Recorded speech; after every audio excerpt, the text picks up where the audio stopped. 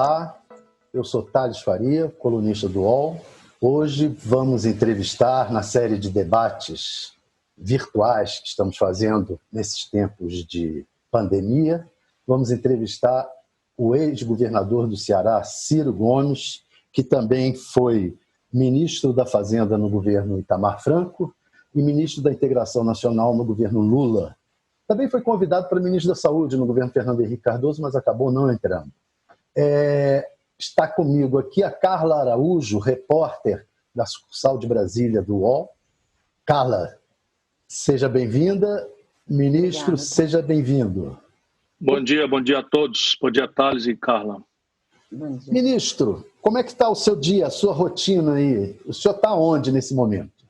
Eu estou em Fortaleza, na minha casa, como todo mundo tem que fazer, se puder, naturalmente, desde que eu tive os sintomas, há 18 dias atrás, mas fui fazer o exame, ainda estavam nas preliminares, e na verdade eu tive uma influenza, uma H1N1, que tem todos os sintomas, e aí me recolhi já para fazer a quarentena da H1N1, e aí emendei, e estou cuidando aqui de botar as leituras em dia, cuidar do meu neném, o Gael, que está aqui comigo, enfim, fazendo e brigando na internet, muito angustiado com tudo que eu estou vendo acontecer no Brasil. Isso, aliás, o senhor teve os sintomas, mas não teve o coronavírus. Se o senhor tivesse... Não, deu negativo. Se o senhor tivesse tido, o senhor tomaria cloroquina?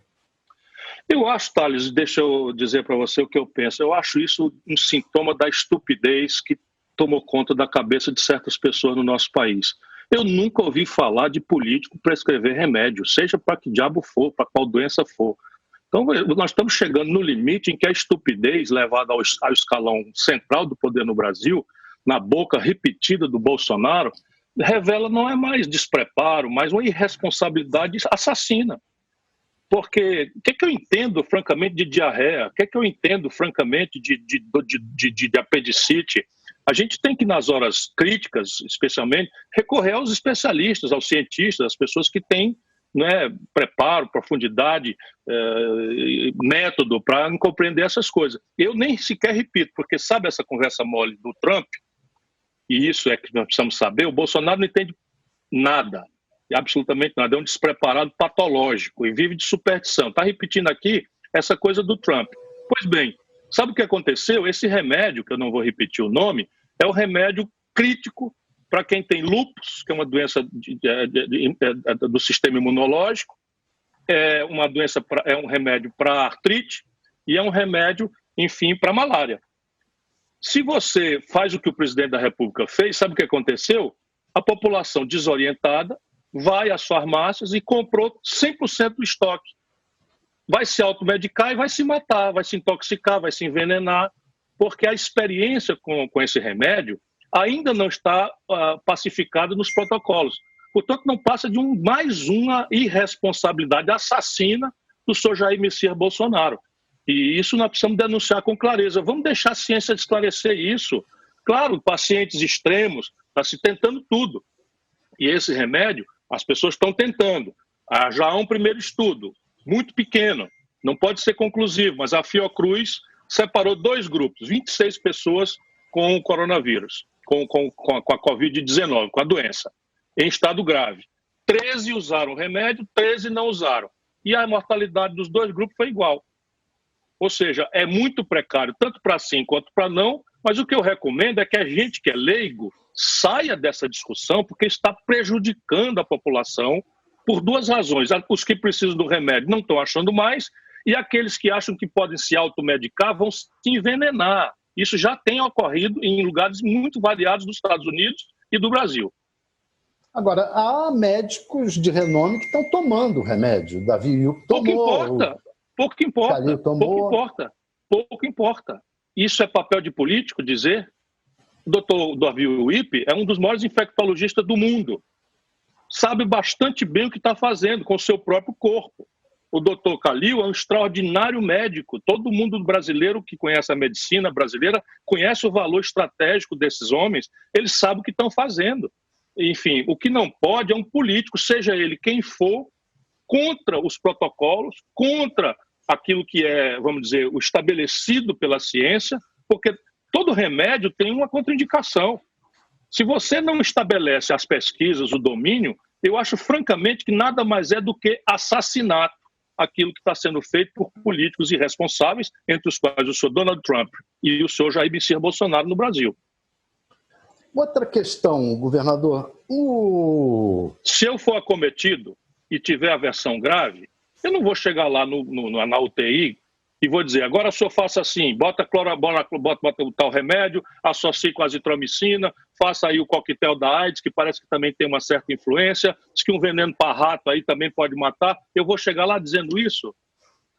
Que absurdo é esse? Onde é que nós estamos, pelo amor de Deus? Outra questão. Ontem o presidente fez um pronunciamento à nação, mais um pronunciamento em rede rádio e TV. Qual foi a sua impressão do pronunciamento do presidente? Ele está procurando um caminho, né? Ele não está preocupado com morte, já deixou isso bastante claro ontem ainda, porque aquele pronunciamento agora é guiado pelos tutores dele, que são esses militares que estão aí totalmente ocupados de dominar o poder no Brasil e que estão dando as ordens para ele, inclusive.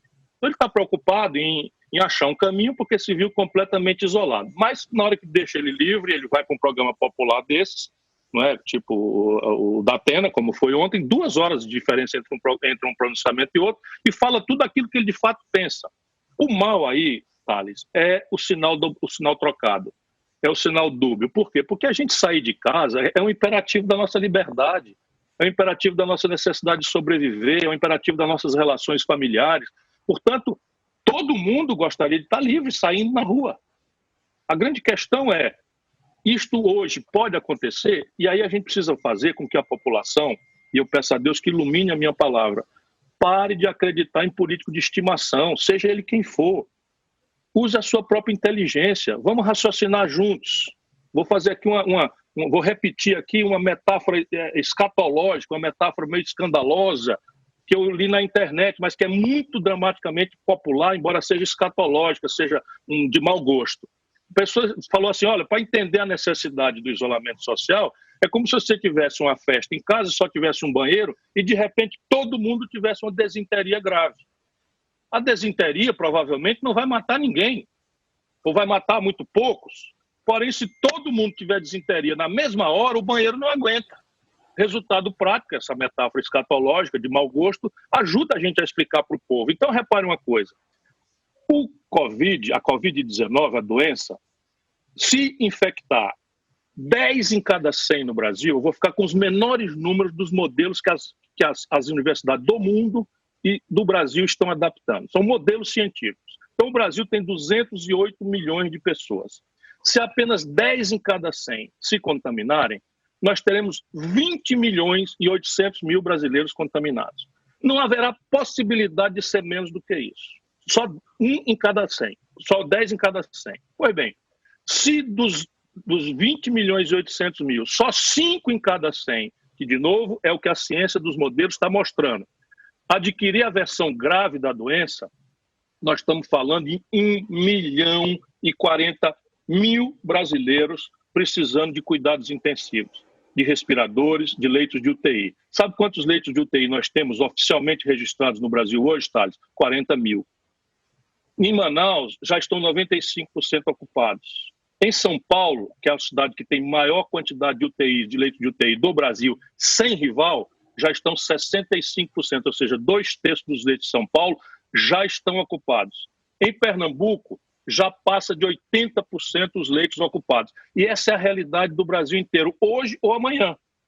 Então, veja bem, se nós botarmos 1 milhão de pessoas precisando de atenção, e sabe o que é? O cara morrer sem fôlego, pelo amor de Deus, meu irmão que está me ouvindo, use a sua cabeça, largue o seu político de estimação por 1 minuto, pense na sua mãe, pense no seu filho e raciocine junto comigo. Se 1 milhão de pessoas, que é a menor hipótese, não é, no Brasil, tiver a versão grave da doença, e isso acontecer tudo em 2 meses, nós só temos 40 mil leitos de hospital, as pessoas vão morrer sem fôlego na porta do hospital, como se fosse um peixinho tirado do aquário, porque o coronavírus enche o pulmão de líquido e você morre afogado. É uma morte horrorosa, e você não vai depois sequer poder enterrar seus entes queridos. Então o Bolsonaro fica relativizando 800 brasileiros no número de ontem.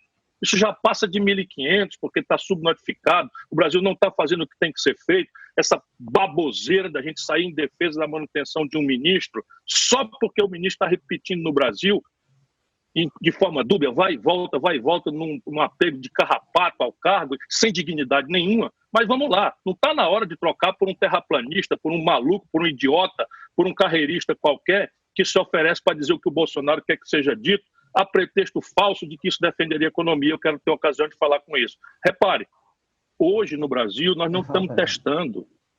Simplesmente o Brasil é o país que menos testa no mundo. O Brasil não tem leitos de UTI, não tem respiradores, não tem equipamento de segurança para os profissionais de saúde, para os policiais. Em São Paulo, já 250 policiais tombaram com o coronavírus, com a Covid-19, e está se espalhando no Brasil inteiro das pessoas que não podem deixar de trabalhar porque são essenciais. Os caminhoneiros, os caixas de supermercado, os caixas de farmácia, e nós temos obrigação, porque quem não é sintomático é vetor de transmissão.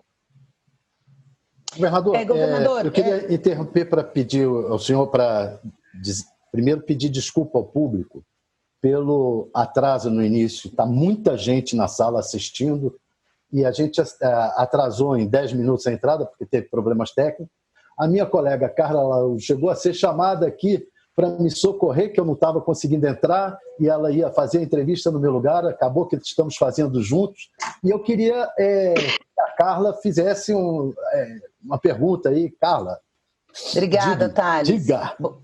Bom dia, governador. Eu também recebi o recado aqui que a audiência está bem alta e o pessoal perdeu o comecinho aí, mas a gente está agora monitorando e vai ter eventualmente alguma pergunta ou outra das pessoas que estão assistindo nos canais. Governador, eu queria perguntar um pouco da parte da economia mesmo. O senhor foi ministro da Fazenda no governo Itamar e agora o governo está tentando ali uma série de anúncios, uma série de medidas, tanto para pessoa física como para empresários.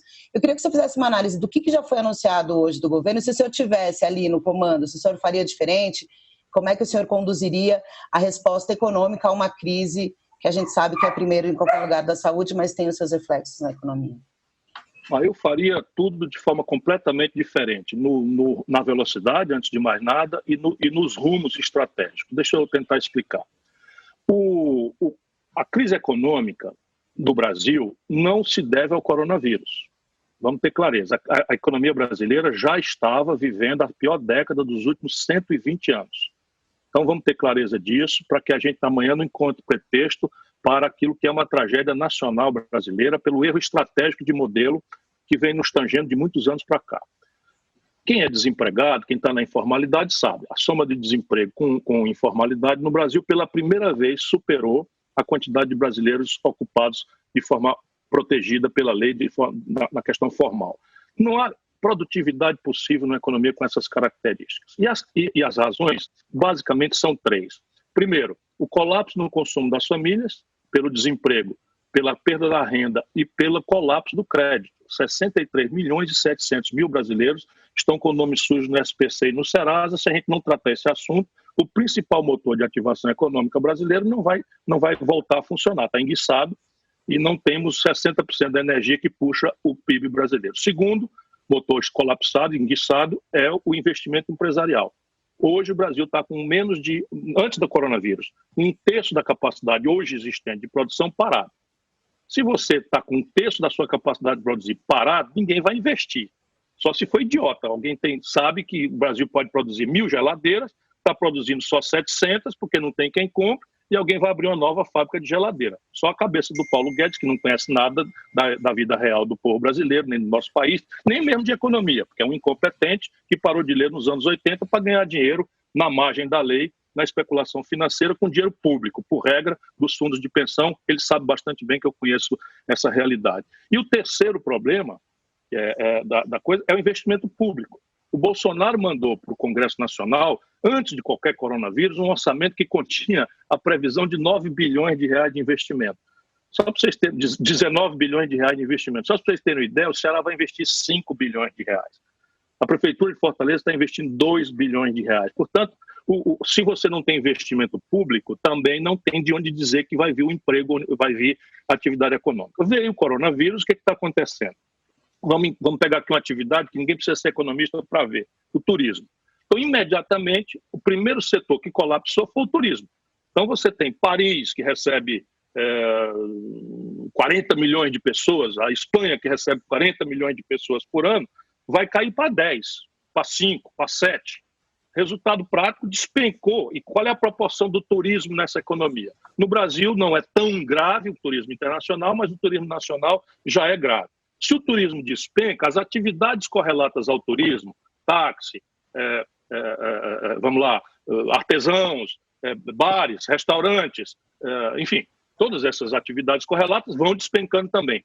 Pouco importa a retórica do Bolsonaro ou do Trump. Pouco importa, isso já aconteceu. A única coisa que nós podemos fazer é mitigar isso. E nós podemos fazer de 2 jeitos. Aproveitar a ocasião para amadurecer estratégias definitivas em que a emergência faz a gente tomar o caminho correto ou fazer coisas de emergência fazendo de conta que o problema estrutural não está aí.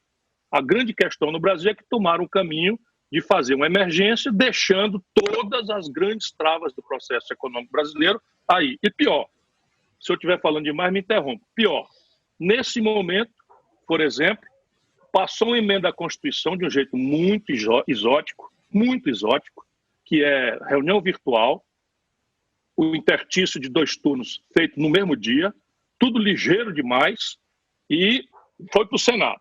Ainda temos tempo de corrigir, mas essa emenda à Constituição brasileira, Thales e Carla, permite que o Banco Central do Brasil, dinheiro público, compre as carteiras podres, os créditos bichados dos bancos privados. Ninguém sabe o volume disso. Está lá escrito que se o diretor do Banco Central aprovar essa operação de comprar uma carteira bichada, ele não pode ser responsabilizado.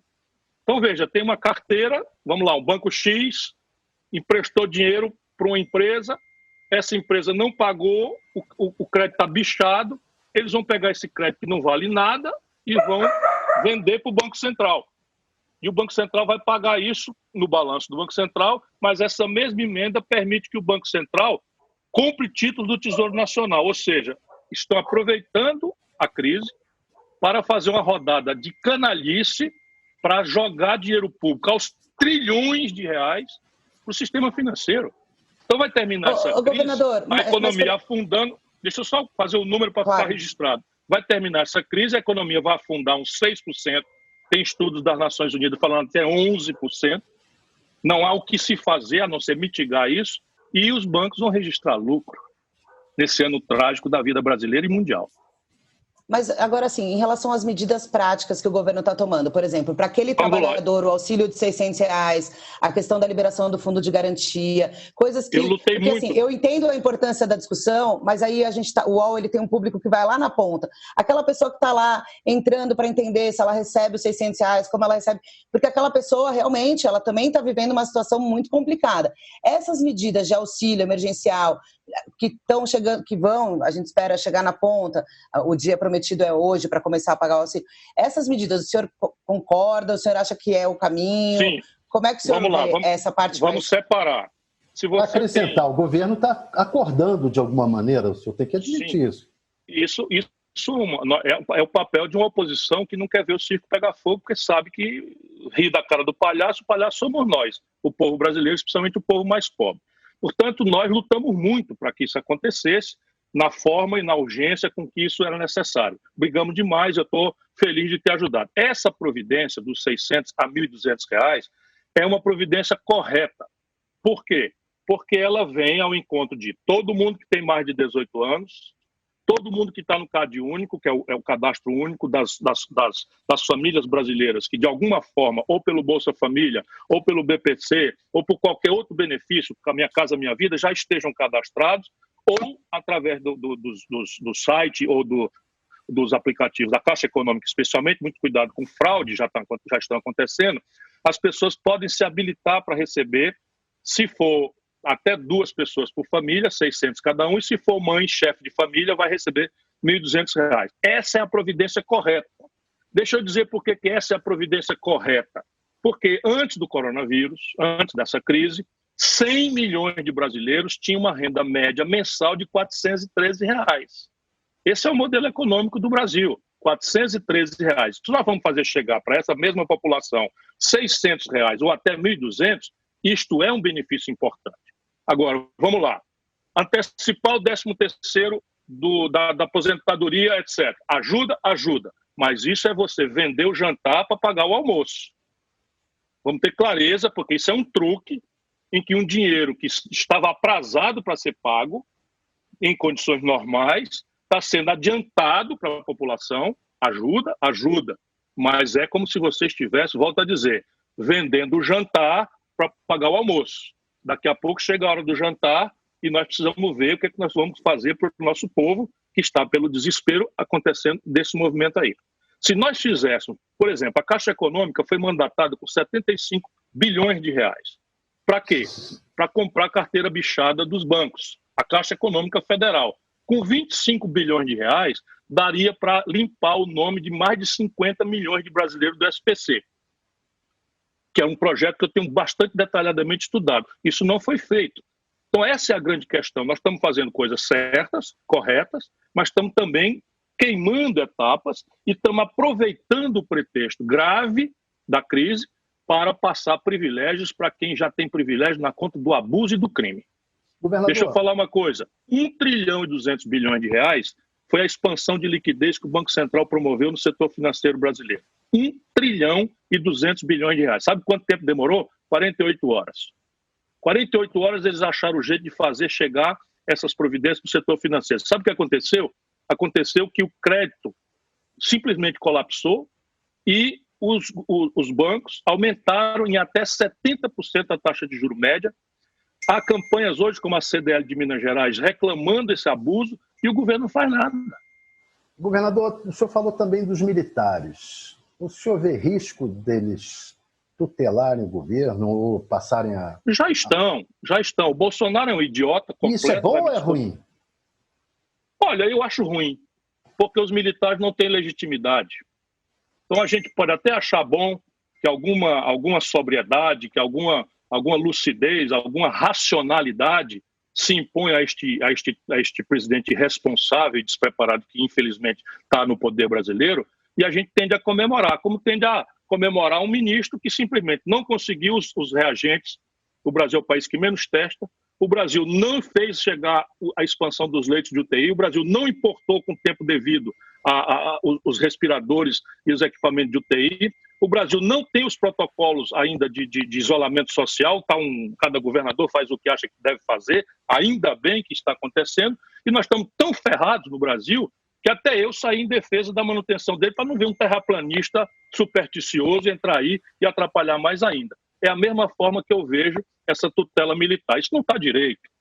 Isso não está direito. Agora que o povo brasileiro fique sabendo, quem está mandando no Brasil é o Exército Brasileiro de pijama. E eu espero que o Exército Brasileiro da Ativa veja o grave risco que está correndo em matéria da respeitabilidade que eles têm e merecem ter ainda em larga escala da população brasileira. Por que grave risco? Porque, repare bem, a ideia de que nós temos uma casta, seja de quem for, a quem se atribui a faculdade de tutelar a nação de 208 milhões de pessoas, não é uma ideia que me agrada. Isso é um filme que nós já vimos e deu, sabe em quê? Numa crise econômica, em corrupção, em incompetência, na destruição do tecido produtivo brasileiro, além de muitas mortes, exílio, vassalagem aos interesses de estrangeiros. Tudo de ruim aconteceu. Não é possível a gente viver esse filme de novo. E aí? Governador, A Carla quer fazer uma pergunta. Vai lá, desculpa, obrigada, Thales. Muito se fala, o senhor falou da questão do Exército e da reserva, muito se fala também que o presidente usa essa imagem positiva do Exército a seu favor, e não necessariamente ele é tutelado ali pelo Exército, né? Agora, uma outra questão, o senhor falando, e o Mourão? Porque muita gente coloca, no meio dessa crise, quando se começou a falar em impeachment, em possibilidade do Mourão assumir, também foi colocado o Mourão como uma figura que talvez, nesse momento, poderia ter mais sobriedade do que o presidente. Enfim, qual que é a sua avaliação sobre o Mourão? Olha, ninguém pode ser mais irracional, despreparado, lunático e irresponsável, criminosamente, como é o nosso presidente Jair Messias Bolsonaro. E ninguém pode ser mais irresponsável e mais despreparado. Eu conheço um pouco a história do Mourão. Ele não é o oficial mais brilhante do Exército, foi um oficial insubordinado, foi um oficial desleal à Constituição, não é? Foi punido por isso. Infelizmente, as punições são sempre feitas de forma pouco contundente, para não deixar a exemplaridade que é o necessário da punição acontecer, mas ele está na linha de sucessão. Como ele lembrou esses 3 locados filhos do Bolsonaro, ele é o vice-presidente da República do Brasil, eleito pelo povo brasileiro. Portanto, eu assinei, junto com um punhado de outras pessoas com quem eu tenho diferenças importantes, praticamente insuperáveis, mas assinei um manifesto em que nós sugerimos, pressionando, nós sabemos que para acontecer isso o Bolsonaro tinha que ter alguma dignidade que ele não tem, que ele renunciasse. Eu estava avisado, eu sei que a renúncia dele importa na posse do vice. E a posse do vice teria o meu apoio integral, porque ninguém pode ser mais criminoso, mais irresponsável, mais inconsequente do que o senhor Jair Messias Bolsonaro. O senhor acha, então, que a solução seria a renúncia do... Isso serve muito para a gente pressionar. E funciona, porque ele já engoliu um monte de coisa, ele já recuou da ideia de usar a caneta, essa coisa de menino mimado, né? Despreparado. O Bolsonaro é um maluco completo. Né? Eu já conheço há muitos anos. Se você procurar nos arquivos aí, eu era governador, pedi a prisão dele, porque ele defendeu o fechamento do Congresso Nacional já naquela época. E os políticos brasileiros vão deixando passar, eis aí o ovinho da serpente no que virou para o nosso país. Hoje o Brasil é um país mencionado como pária internacional. Na hora em que um único país do mundo que tem excedentes de reagentes para o teste do coronavírus, o único país do mundo que tem excedentes industriais de respiradores, de leitos de UTI, etc., o governo Bolsonaro, isso não é um incidente, o governo Bolsonaro simplesmente, a troco de absolutamente nada, a não ser lamber o saco do presidente dos Estados Unidos, Donald Trump, né, hostiliza a China. E a China simplesmente é responsável por 78% do saldo da balança comercial brasileira. Só, apenas isso. Bem, mas o senhor falou da renúncia como sendo uma coisa assim, isso serviu para ele recuar. Mas o senhor, então, não acha que a renúncia seja um caminho? Não, a renúncia é um ato de pessoal. Eu acho que seria um caminho, porque o impedimento dele deveria ser buscado oportunamente. Eu nunca fui a favor disso, fui contra as iniciativas do PT de fazer impeachment do Fernando Henrique, fui contra violentamente, duramente. O Ceará foi o único estado brasileiro que deu 2/3 dos votos contra o impeachment que derrubou a Dilma, embora fosse um governo trágico, porque impeachment não é a solução que você possa estar usando toda hora como a dissolução de um gabinete no parlamentarismo. Isso traumatiza muito. 10, 15, 20% das pessoas passam a descrer a cada episódio desse na própria mecânica democrática. E isso é o que está acontecendo no Brasil. Grande margem da nossa população aceita essas maluquices do Bolsonaro porque enjoada, cansada, indignada com a corrupção generalizada do PT e com a pior crise econômica da história do Brasil, produzida também pelo PT, foi para o ódio na direção oposta da negação. Mas a gente precisa saber que o voto tem consequências. E esse é o preço que nós vamos pagar por afirmar uma cultura democrática no nosso país que está em retrocesso grave. Agora, a renúncia é um ato unipessoal. Ele deveria renunciar se ele tivesse alguma dignidade, algum apreço ao povo brasileiro. Mas a gente sabe que ele não tem dignidade nenhuma. Esse homem roubava dinheiro da gasolina do gabinete da Câmara, Thales.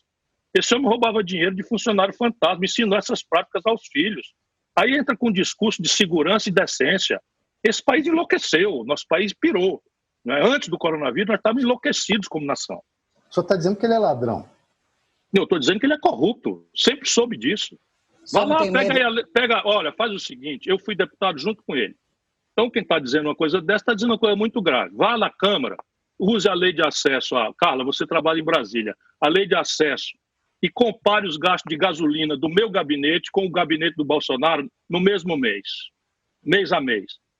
Vá ver quantos funcionários eu tinha no meu gabinete e quantos funcionários tinha. Ele tinha 6 funcionários fantasmas, que só faziam assinar o recibo para ele botar o dinheiro no bolso.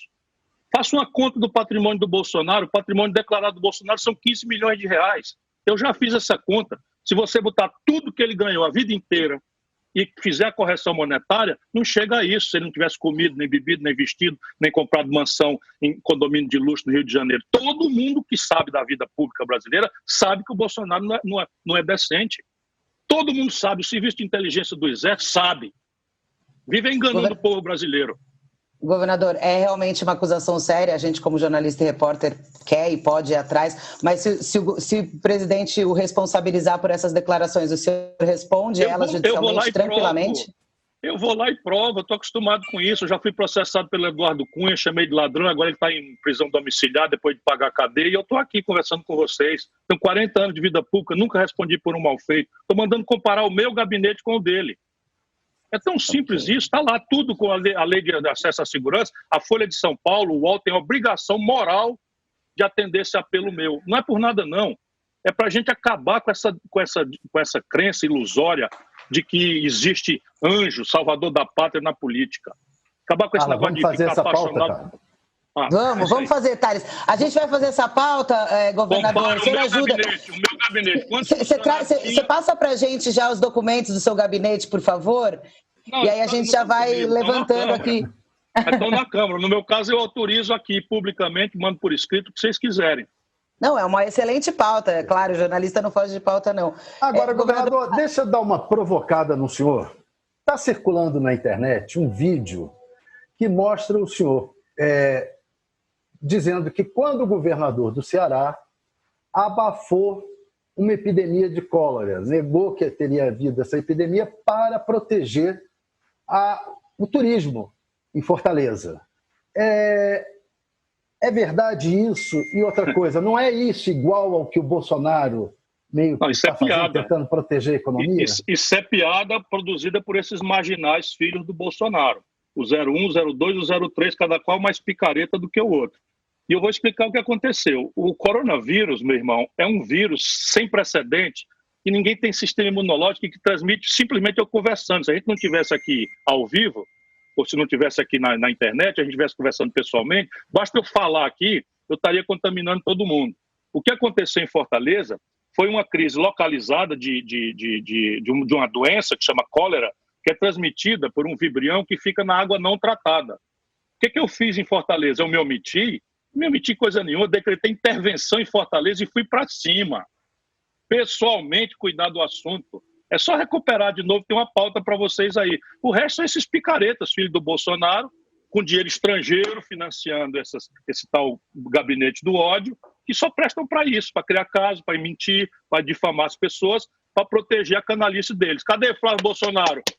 9 recursos contra o Ministério Público investigar, eu autorizo o Ministério Público a investigar o que quiser. Não tem o sigilo bancário, não tem o sigilo fiscal, não tem o sigilo de nada. Vamos lá, vamos comparar. Boa. O governador, Thales, só um minuto, permite aqui. Manda pesquisar se eu decretei intervenção em Fortaleza. Decretei intervenção na cidade, na saúde da cidade, e pessoalmente assumi o comando do tratamento do assunto. O que está no vídeo é eu dizendo o seguinte, eu não precisava usar, porque não existia, o adjetivo epidemia, porque não existe epidemia de cólera na zona turística, na beira-mar, na Praia de Iracema e tal, a água é tratada, os esgotos são tratados, não tinha cólera, um caso sequer. E aqui no Ceará, em Fortaleza, mais de 500 mil pessoas vivem disso. É completamente diferente de uma crise com um vírus que o isolamento social é a única saída para a gente impedir, volto para aquela metáfora de mau gosto, que todo mundo que está na festa tenha diarreia ao mesmo tempo e só tem um banheiro na sala. É uma comparação de mau gosto que eu estou fazendo para tentar ajudar a população a entender. E se a gente sabe disso, a gente tem que pagar para que o povo faça o isolamento social mais radical possível. Por isso que eu luto tanto pela renda mínima, eu luto tanto pela limpeza do nome do SPC, eu queria que todo mundo que fosse receber pudesse pagar com cartão de débito direto a uma rede credenciada de empreendimentos, para evitar que houvesse desvio desse dinheiro, né, por agiota, desvio do dinheiro por qualquer outro tipo de obrigação que não seja o sustento das famílias. Os podcasts do UOL estão disponíveis em todas as plataformas. Você pode ver a lista desses programas em uol.com.br/podcasts. Recebe salário, faz transferência, pagamento, recarga de celular e até empréstimo, tudo sem taxa. PagBank, a sua conta grátis do PagSeguro. Baixe já o app e abra sua conta em 3 minutos. A gente está com a impressão de que as ruas estão voltando as pessoas estão voltando para as ruas. Como é que está lá em no Ceará, e como é que você está vendo essa volta? Aqui e também. O senhor tinha dito que se fossem para as ruas ia ser preso. No Ceará ia ser preso se as pessoas fossem para as ruas. Não, veja, nós aqui não temos aquilo que é o coercitivo ainda. Nós estamos determinando que, e eu sou só um cidadão daqui. Nosso governador está fazendo muito bom trabalho, Camilo Santana, nosso prefeito Roberto Cláudio está fazendo um excelente trabalho, e eu apenas sou um cidadão daqui que dou apoio a essas providências, a essas atitudes, porque elas são a única providência possível num país que só tem 40 mil leitos de UTI e que, se não fizer a contenção, vai ter 1 milhão de pessoas em 2 meses precisando de UTI. Vai ser um genocídio, pelo amor de Deus. Agora, deixa eu explicar. Tem uma pergunta de um cearense aqui, já, só para Gorete Ramos, justamente pedindo para o senhor falar a situação atual dos hospitais do Ceará, que daí, se o senhor puder colocar na pergunta já essa questão das ruas e a situação hospitalar aí, a realidade, veja, aí, já ajuda. Aqui nós estamos mais acelerados do que na média do Brasil. Então, comparando casos por 100 mil habitantes, o Fortaleza, especialmente, já está saindo, mas migrou para a periferia, contaminação comunitária, porque nós somos um estado muito vulnerável ao principal vetor de contaminação, que foi o fluxo de pessoas ricas vindas do estrangeiro. No Ceará, nós tínhamos 48 voos semanais ligando Fortaleza ao estrangeiro. E isso, então, chegou mais cedo aqui. Só para vocês terem ideia das razões da minha indignação. O governo Bolsonaro não permitiu que a Anvisa fizesse a testagem, nem sequer da temperatura das pessoas que aos milhares estavam desembarcando em Fortaleza. Nós tivemos que entrar na justiça, conseguimos uma liminar, começamos a testar dentro do aeroporto, quisemos proibir os voos, eles não aceitaram, derrubaram a liminar, e nós então fomos rapidamente contaminados a partir dos ricos. Mas agora ganhou a periferia, ganhou o interior e está se acelerando. Já temos, a número de ontem, 53 mortes, que para nós é uma pancada muito grande. A gente conhece as pessoas, nós somos uma comunidade muito ainda com laços comunitários muito fortes. Enfim, cada um de nós já sabe alguém que morreu. Isso vai acontecer, lamentavelmente, que Deus proteja a nossa grande nação, a família brasileira, né, que está com medo, mas todo mundo vai ter, como eu já tenho, pessoas das minhas relações que morreram por causa dessas loucuras que estão acontecendo no Brasil. Mas veja bem, de novo, seja por pressão da vida, né, seja por vocação à liberdade, que também é nossa, e especialmente pela contradição dos governantes. Aqui, o Baronato do Ceará fez uma pressão violenta, o governador do estado chegou a fragilizar a contenção, felizmente viu a tempo que era um erro grave e voltou atrás. Portanto, aqui o que está em vigor é um decreto do governador determinando quais são as atividades que são essenciais, que podem ficar abertas, e quais são as atividades que, não sendo essenciais, têm que ficar fechadas. E a polícia está fazendo valer essas providências. Evidentemente, nós não estamos na rua multando ninguém, porque o decreto não autoriza isso, nem prendendo ninguém. Lamentavelmente, eu acho que nós vamos chegar a isso no Brasil, porque eu, profundamente e constrangido, anuncio que, infelizmente, vejo o que vai acontecer. Ou seja, ainda aí no Ceará, então, as pessoas estão voltando para a rua. Muito discretamente ainda, mas já tem mais gente hoje do que estava no começo. Isso tem sido assim. Na Itália, relativizou-se, fez-se a contenção, as pessoas depois afrouxaram e o pico subiu violentamente. A mesma coisa na Espanha, nos Estados Unidos, a mesma coisa. Os americanos já têm mais de 360 mil casos, estão testando massivamente, e o Brasil está subnotificando, porque nós não estamos testando, a não ser as pessoas que já estão internadas em estado grave. Ou seja, aquelas mortes por pneumonias, por infecções respiratórias agudas, etc., que estão subindo nas estatísticas, provavelmente são coronavírus. Mas nós não estamos notificando corretamente. Tem especialistas que acham que a gente vai viver picos de quarentena, depois volta e depois vai ter que ter isolamento de novo, que a gente ainda vai viver um processo não totalmente completo de volta à normalidade, que a gente vai ter que voltar gradualmente. O senhor tem conhecimento dessas? Tenho. Eu estou estudando para aplacar minha angústia. Eu estou estudando, eu entro no site da Organização Mundial de Saúde 4, 5 vezes por dia. leio os últimos estudos, leio tudo para tentar ajudar a população a entender. Tudo que eu estou falando aqui não é palpite meu, eu não entendo nada de imunologia, não entendo nada de vírus, não entendo nada de infecção, nada. E quando eu não entendo as coisas, eu procuro me cercar de forma plural, leio as opiniões divergentes. Por exemplo, essa médica com nome oriental, que não me ocorre agora, Nise. Essa médica, Nise, ela é uma Nise. pessoa boa, Nise Yamaguchi. ela é uma pessoa boa, dizem que é uma médica muito humanitária, muito humana, mais do que humanitária, mas que tem essa coisa, desapreço absoluto pela ciência e gosta de navegar na fronteira improvável que a ciência estabelece. Hoje está no UOL e na Folha de São Paulo esse relato de colegas delas sobre anonimato. Infelizmente é isso. Agora, como é que a gente faz? Se tem opinião de todo jeito, então médicos importantes, respeitadíssimos do Ceará, estão falando a favor desse tal remédio. Mas eles sabem os protocolos, eles sabem que circunstância, eles podem fazer, em nenhum caso, automedicação em casa. Ministrar esse remédio como coadjuvante, somado a outros retrovirais, parece que aqui e ali tem algum resultado.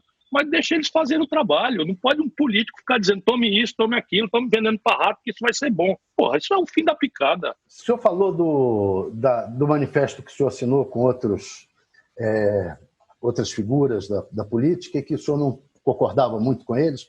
Queria mudar um pouco para a política.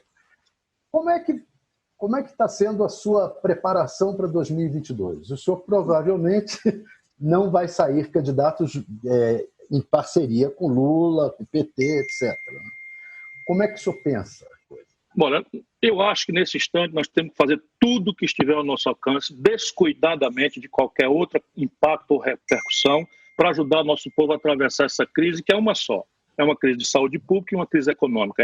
É completamente imbecil a ideia de que existe uma crise econômica e uma crise sanitária separadas, que é preciso dar importância a isso ou aquilo. Uma coisa tem rigorosamente a ver com a outra, porque, volto a repetir, a única forma de prevenir o colapso do sistema de saúde é o isolamento radical. Para acontecer o isolamento radical, nós precisamos atenuar as consequências gravíssimas desse isolamento na economia.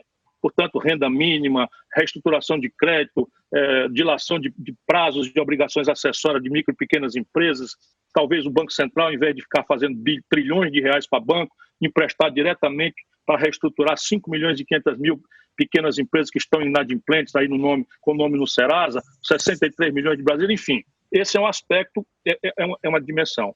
Agora, como eu sempre penso, a minha cabeça fica pensando as coisas para dizer por que para mim, o lulopetismo, não o PT, que eu distingo, né? O Tasso Genro não tem nada a ver com as falcatruas do lulopetismo. O Olívio Dutra não tem nada a ver com as falcatruas do lulopetismo. O Henrique Fontana não tem nada a ver.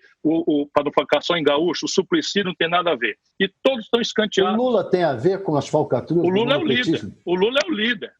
O Lula é o líder. Só quem é um fanático lulista que vai desconhecer, porque eu conheço, né, Thales? Você sabe da minha relação com o Lula. Como é essa relação com o Lula hoje? Hoje nenhuma. Eu perdi o respeito por ele, completamente. Perdi o respeito pelo Lula. O Lula é um politiqueiro e boa parte do que nós estamos vivendo no Brasil, nós devemos a ele, a irresponsabilidade dele, a miudice dele, o assombroso apetite pelo poder a qualquer preço dele, que nos levou a isso. Ou algum petista mais moderado acredita que existiria o bolsonarismo boçal e corrupto se não fosse o lulopetismo boçal e corrupto? É uma pergunta para a nossa inteligência de novo. Posso até estar muito enganado. Eu pergunto de novo, existiria o bolsonarismo boçal e corrupto se não fosse o lulopetismo boçal e corrupto, que produziu a maior crise econômica da história do Brasil? Não foi o Bolsonaro.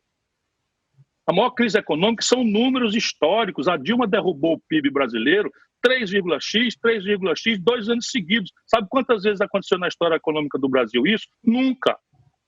A Dilma fez o maior estelionato eleitoral que eu assisti na minha vida longa. Mas aí a culpa, o senhor acha que era da Dilma ou o senhor acha que era do... Quem era a Dilma? Quem era a Dilma? Alguém aqui acredita que a Dilma estava ali pela grande carreira política, pela experiência extraordinária que ela tinha de vereadora, de deputada, de governadora, de prefeito, ou ela foi pinçada e imposta pela popularidade do Lula para continuar mandando? Não foi o epicentro da crise que desandou no coisa, a nomeação do Lula como ministro dela, que precipitou tudo? Francamente, o petismo fanático é igual o bolsonarista fanático, a gente chama de bolsomínio, mas não tem nenhuma diferença, são rigorosamente a mesma coisa. O Lula pode bater na mãe, chamar Jesus de qualquer palavrão, andar nu na rua, que eles relativizam em Deus e batem palma. É a mesma coisa o bolsonarismo boçal. E nós estamos muito mal se a gente continuar obrigado a escolher entre uma coisa e outra.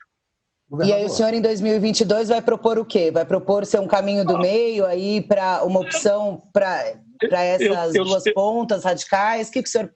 Como o senhor quer se colocar nesse cenário? A minha vida de candidato é uma vida completamente difícil, não é? E eu sei bastante disso. Eu sou um homem muito vivido, um velho ganhador de eleições. Nunca, aliás, perdi nenhuma na minha comunidade, aqui, que é o povo do Ceará. Sou muito agradecido por isso. Se eu morrer muito velho, ainda morrer trabalhando por esse povo, ainda morro devendo. Mas, assim, eu estou na contramão de tudo que está posto no Brasil. Portanto, a minha tarefa é construir um movimento, é criar uma corrente de opinião e ver se isso acumula, né, socialmente, uma base para poder governar. Ganhar a eleição no Brasil, qualquer um ganha. O Collor ganhou, o Jânio Quadros ganhou, o Bolsonaro, inacreditavelmente, ganhou, né? O Brizola não ganhou, o Mário Covas não ganhou, o Rui Barbosa não ganhou. Enfim, vamos ver. O que eu estou preocupado agora é construir um caminho.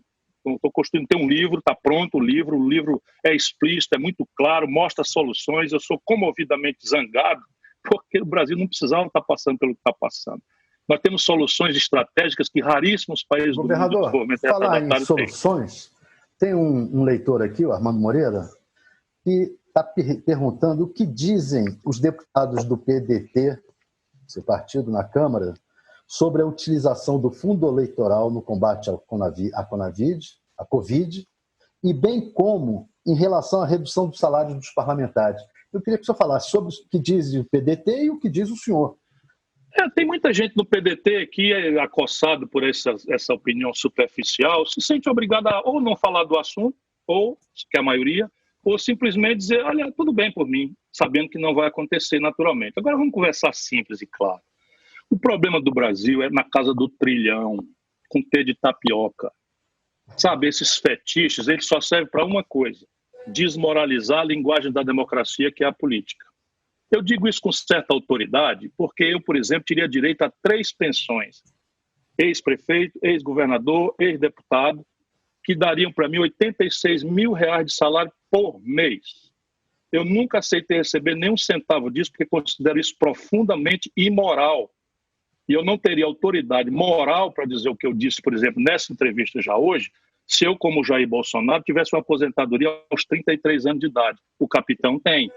Se o Bolsonaro, entre a eleição e a posse de presidente da República, não tivesse requerido uma pensão especial de deputado federal, 28 anos, tem 2 aposentadorias, ganha como presidente da República e vive com cartão corporativo em cima do qual botou sigilo para as pessoas não saberem que está gastando R$4 mil por hora de cartão corporativo, que eu nunca aceitei. Eu fui ministro, nunca aceitei usar cartão corporativo, que é um cartão de crédito que as autoridades usam para burlar a lei e ter um salário extra comprando as coisas e tal, até bebida, farra, etc, etc, etc. Eu tenho moral para isso. Agora, dizendo isso, eu quero dizer o seguinte, se você tira o financiamento público da campanha, meu irmão, só tem uma saída. A campanha só pode ser feita por rico.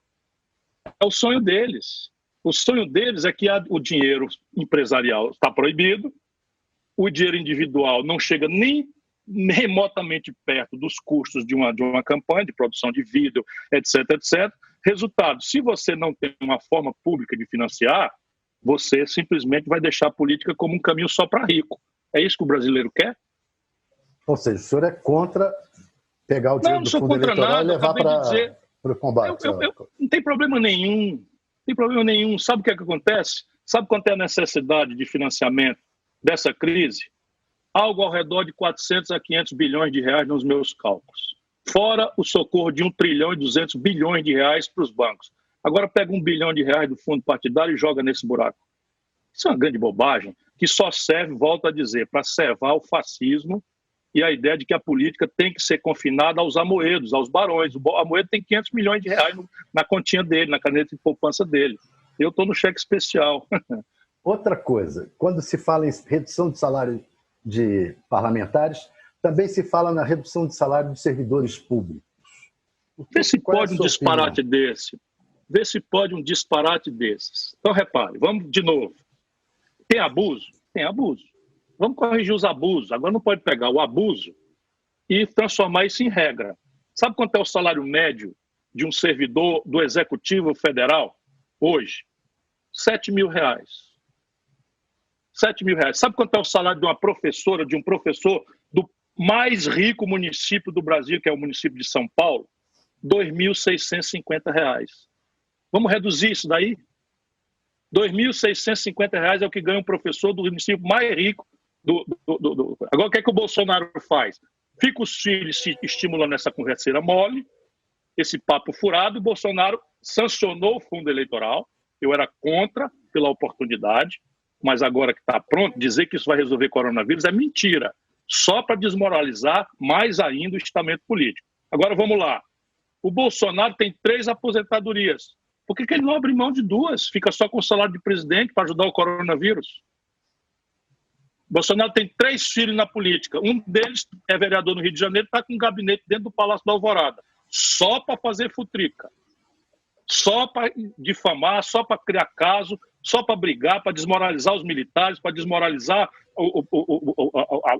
os profissionais da política. Só para isso. Cadê? Ele está ganhando o salário dele. É que eu acho que quando se coloca... E a rachadinha. Todos eles roubam o dinheiro do povo na rachadinha. Vamos ouvir aí a última... Bolsonaro, por que não deixa o povo investigar, Bolsonaro?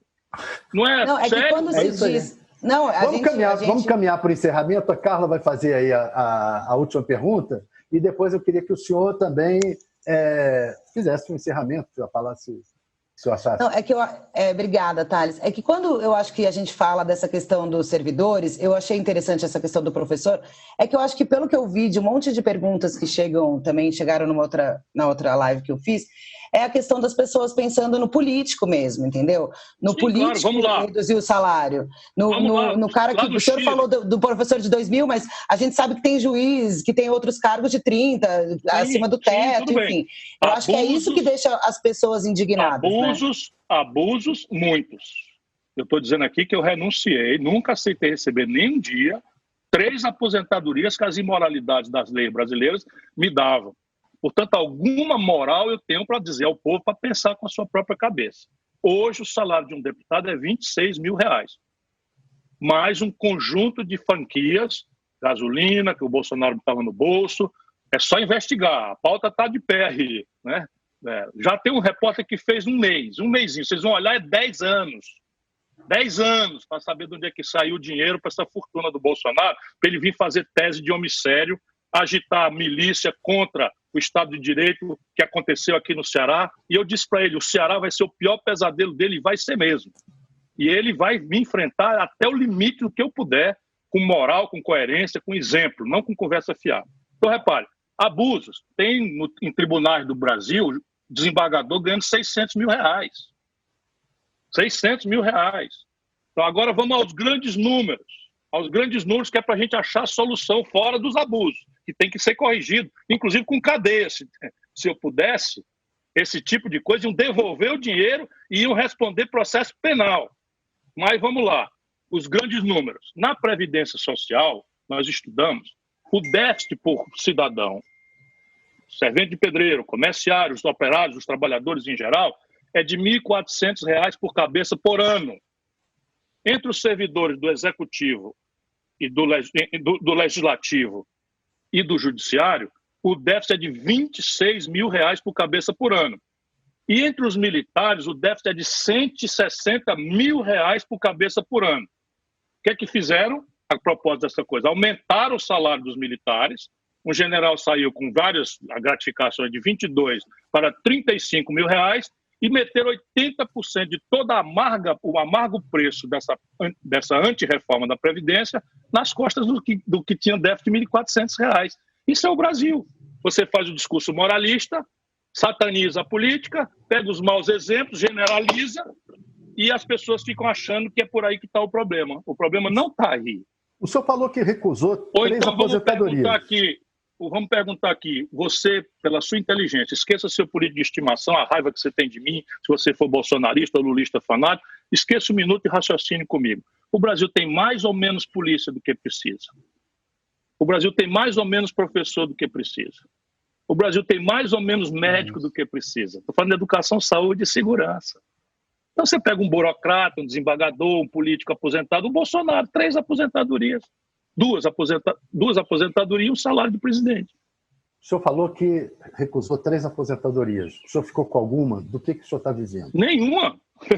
Nenhuma. Eu vivo de fazer palestras e agora o coronavírus me tirou o mercado, perdi uma grana preta, estou falando, né? Eu vivo de consultoria para uma universidade, uma estrutura universitária daqui do Ceará, que também me paga um FII aí, uma coisa, e tem um escritório de advocacia que fatura muito pouco, mas fatura alguma coisa. Mas o senhor falou que está no cheque especial, é verdade? Quanto o senhor está devendo? Fiquei curiosa. Não, é pouco, eu torrou a dívida. Sabe quanto é que eles fizeram?